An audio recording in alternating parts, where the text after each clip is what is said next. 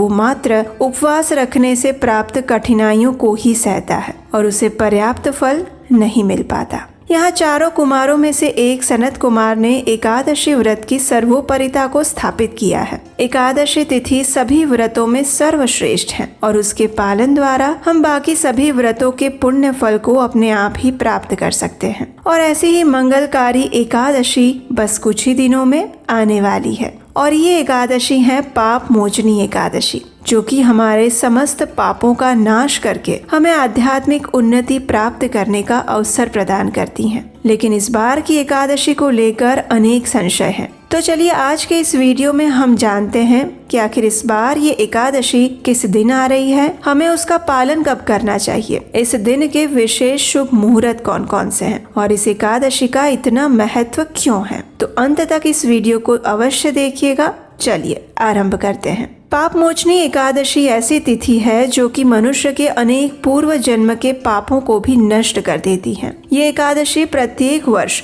चैत्र मास के कृष्ण पक्ष में 11वें दिन आती है और इस बार एकादशी तिथि 25 मार्च 2025 मंगलवार के दिन आ रही है। लेकिन हम इस एकादशी व्रत का पालन 25 मार्च को नहीं करेंगे, हम इसका पालन करेंगे 26 मार्च 2025 बुधवार के दिन। यानी इस बार हम एकादशी व्रत पालन के स्थान पर महाद्वादशी पर व्रत का पालन करेंगे और उसका कारण ये है कि इस बार व्यंजुली महाद्वादशी आ रही है। व्यंजुली महाद्वादशी यानी ऐसा संयोग जब कोई एकादशी द्वादशी तिथि तक विस्तारित नहीं होती लेकिन द्वादशी तिथि त्रयोदशी तक विस्तारित होती है और ऐसे योग को व्यंजुली महाद्वादशी कहा जाता है। ये महाद्वादशी असंख्य पापों के प्रभाव को नष्ट करने वाली मानी गई है और इसीलिए हमारे शास्त्रों में कहा गया है, संपूर्ण एकादशी त्याज्या परतो द्वादशी यदि उपोष्या द्वादशी शुद्धा द्वादश्यामेव पारणम न गर्भे विशते जंतुर इत्याह भगवान हरिः। यानी परम पुरुषोत्तम भगवान कहते हैं, यदि एक क्षण के लिए भी द्वादशी त्रयोदशी में सम्मिलित होती हैं तो व्यक्ति को एकादशी के पूर्ण दिन का व्रत त्याग देना चाहिए और द्वादशी के दिन ही उपवास करना चाहिए। ऐसे व्यक्ति को भौतिक जन्म के चक्र से मुक्ति प्राप्त हो जाती है। इसलिए हम एकादशी के दिन व्रत पालन न करके द्वादशी पर इस व्रत का पालन करेंगे। तो इस प्रकार इस बार भले ही एकादशी तिथि 25 मार्च को आ रही हो लेकिन एकादशी व्रत का पूर्ण फल प्राप्त करने के लिए हम उसका पालन 26 मार्च को करेंगे, क्योंकि ये महाद्वादशी तिथि है और हमारे अनेक शास्त्रों में ये वर्णन आता है कि जब महाद्वादशी तिथि आए तो हमें एकादशी तिथि का त्याग करके द्वादशी पर उसका पालन करना चाहिए और इससे आपको अधिक पुण्य फल प्राप्त होता है और कोई अपराध भी नहीं लगता। तो चलिए अब हम देखते हैं कि 26 मार्च को एकादशी व्रत पालन करने के शुभ मुहूर्त कौन से हैं। 26 मार्च को एकादशी व्रत पालन करने के लिए प्रातः ब्रह्म मुहूर्त का समय रहेगा 4:47 और सूर्योदय होगा 6:23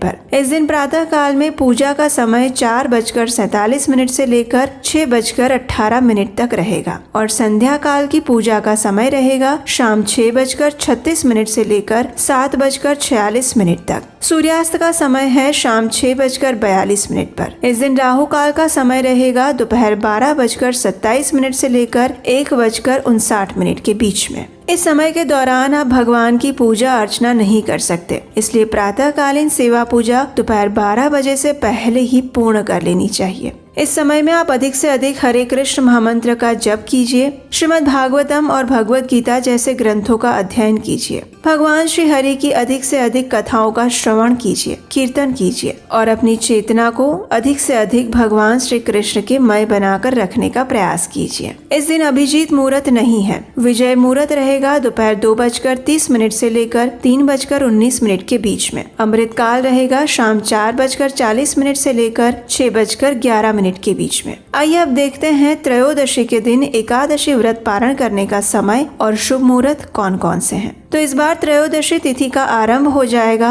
26 मार्च रात्रि 1:45 से, यानी 12 बजे के बाद 27 मार्च की तारीख आरंभ हो जाएगी और त्रयोदशी तिथि पूर्ण होगी 27 मार्च 2025 गुरुवार को रात 11:03 पर। 27 मार्च त्रयोदशी के दिन प्रातः ब्रह्म मुहूर्त का समय है 4:46 पर और सूर्योदय होगा 6:22 पर। इस दिन एकादशी व्रत पारण करने का समय रहेगा सुबह 6:22 से लेकर 10:29 के बीच में। एकादशी के उपलक्ष्य में त्रयोदशी पर अगर आप पारण करने से पहले दान देना चाहते हैं तो दान देने का समय है सुबह 4:46 से लेकर 10:29 के बीच में। एकादशी का पारण निर्धारित समय पर ही करना अत्यंत आवश्यक है।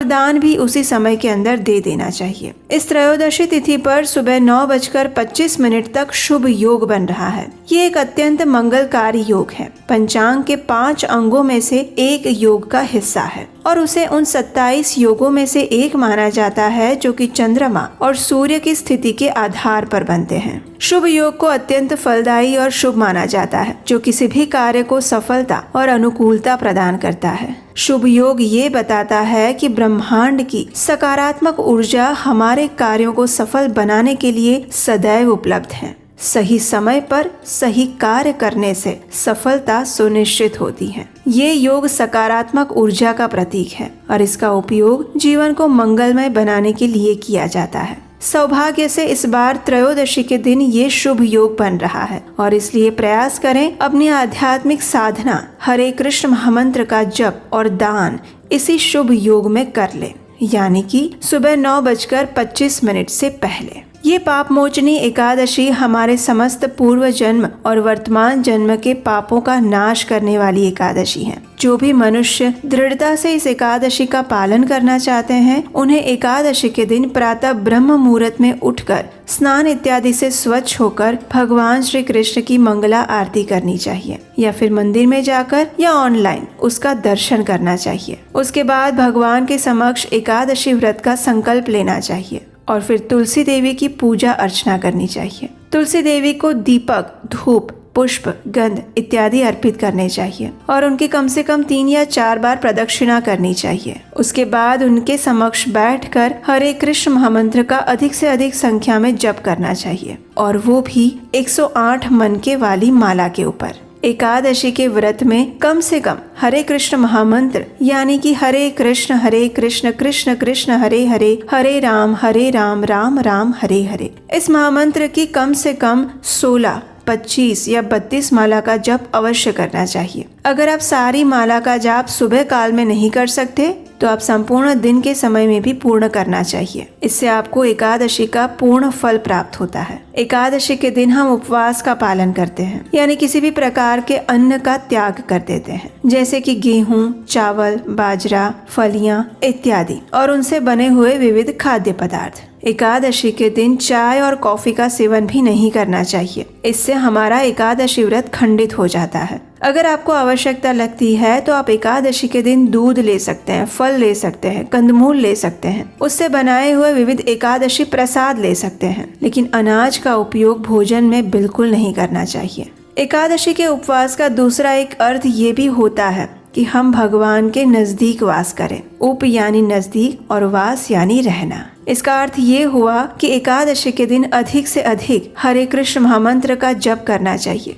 भगवान की दिव्य कथाओं का श्रवण और कीर्तन करना चाहिए, वैदिक ग्रंथों का अध्ययन करना चाहिए, अपनी चेतना को भगवान श्री कृष्ण के चरण कमलों में अर्पित करके रखना चाहिए और ऐसा करने के लिए अनावश्यक चीजों और बातों पर समय व्यर्थ नहीं गंवाना चाहिए। अधिक सोना भी नहीं चाहिए, किसी की निंदा बुराई नहीं करनी चाहिए, झूठ नहीं बोलना चाहिए, अनावश्यक क्रोध और अनावश्यक बातें भी नहीं करनी चाहिए। टीवी, मोबाइल, फिल्में, वेब सीरीज इन सब से दूर रहना चाहिए। अधिक से अधिक अपने मन को सात्विक भाव में रखना चाहिए और ऐसा करने से हम अपनी चेतना को शुद्ध बनाए रख सकते हैं, क्योंकि एकादशी व्रत पालन में शुद्धता अत्यंत आवश्यक है, शारीरिक शुद्धता भी और मानसिक शुद्धता भी।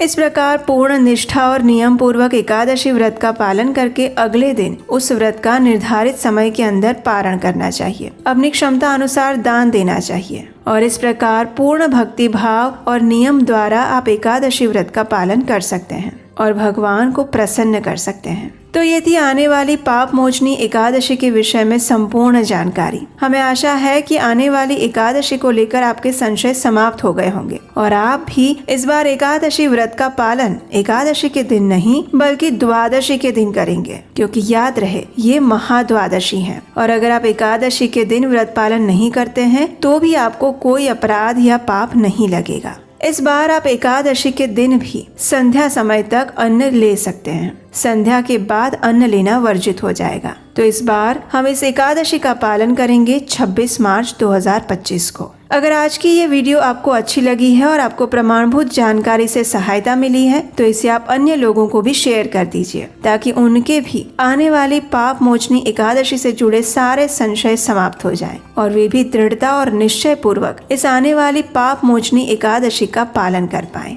इस एकादशी की और अधिक पौराणिक कथाएं और उसके पारण की विधि जानने के लिए आपके अपने चैनल को याद से सब्सक्राइब कर लीजिए, नोटिफिकेशन ऑन कर लीजिए, ताकि आने वाली एकादशी से जुड़ी सभी जानकारी आपको सरलता से मिलती रहे। हरे कृष्णा।